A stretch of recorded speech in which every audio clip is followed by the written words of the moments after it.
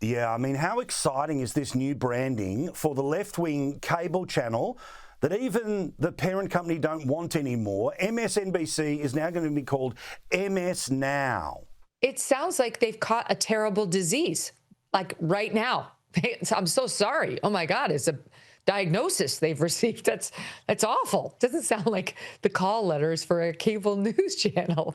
At best, it sounds like maybe like they're in menopause now. I don't know, like PMS or like some sort of lady condition that they have. And it's happening right now. You need to tune in to see what Rachel Maddow's going through. I don't know how they settled on those terrible initials. Or like, is it some feminist mantra like Ms. MS, period. Now it's all about the ladies. This is our moment. However you slice it, it's a disaster. And they still haven't solved the basic problem that they have more letters in their call name than they do viewers. And the rebrand is not going to help. You unearthed this today on your show, and I want to share it here in Australia. The former FBI boss, James Comey, he now has his own little shingle somewhere on the internet. I think it's over on Substack. And he's going on and on about Taylor Swift. Oh, my God. It was so cringy, as the kids say. He sounded like a stalker. He's like, I've known Taylor for 15 years. Taylor Swift and I go way back. I went to my first concert of hers 15 years ago. I've been to a second, and I have helped financially support the attendance of a lot of family members at others. I'm in a family's Swiftie group chat. I know all her music, and I listen to it in my headphones when I cut the grass. You went to a concert. You don't know Taylor, Jim. You don't know her. She doesn't know you. You went to a concert with your daughter, apparently 15 years ago. It doesn't make you friends with Taylor Swift. And what grown man, like in his 60s, talks like that about Taylor Swift? It was just creepy. It had like all the cringe of like a weird molester type. Not saying he's a molester, just saying it had the cringe of a molester type.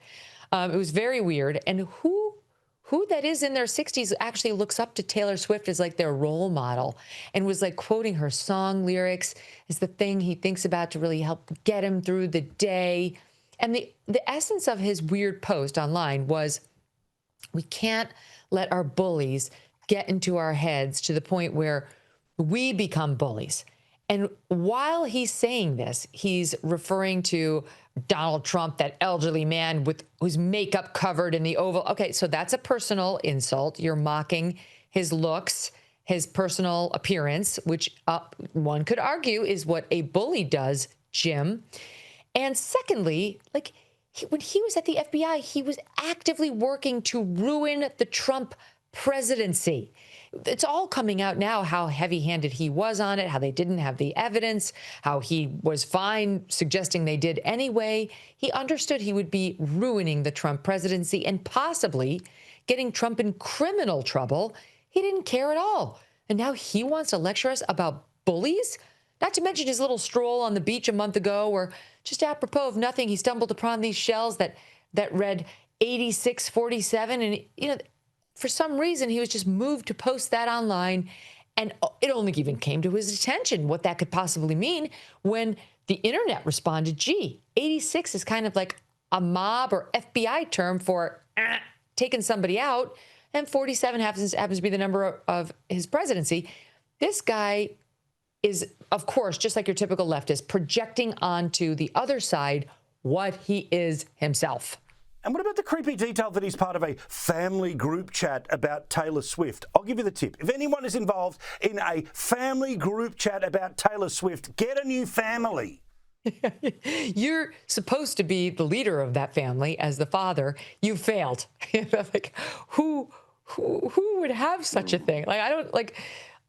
We're getting so many windows into who this man is, and it's all negative. Here over in the States, we used to have such a vaunted image of him. He was like Joe Friday. He really seemed like the guy who was going to like toe the line and make sure that the T's were crossed and the I's were dotted before anybody was ever sent to jail. And what we've seen ever after is that he might be the most vain person to ever serve in law enforcement, certainly, and at the FBI.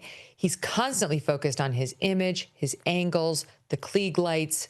He's wearing a suit in his first attempt at social media. that's all about Taylor Swift. Like no one in his little family group chat told him you might want to like put on a polo shirt or like, God forbid, like a t-shirt, something to make you look less aged and irrelevant. His day has come and gone. And I think the best thing that could happen to Jim Comey right now is for him not to get indicted. That's what he should be praying for. Many people feel it was an attempt to soften the public image in advance of a possible indictment. That's what he needs to pray for in the family chats, not Taylor Swift's next big album drop.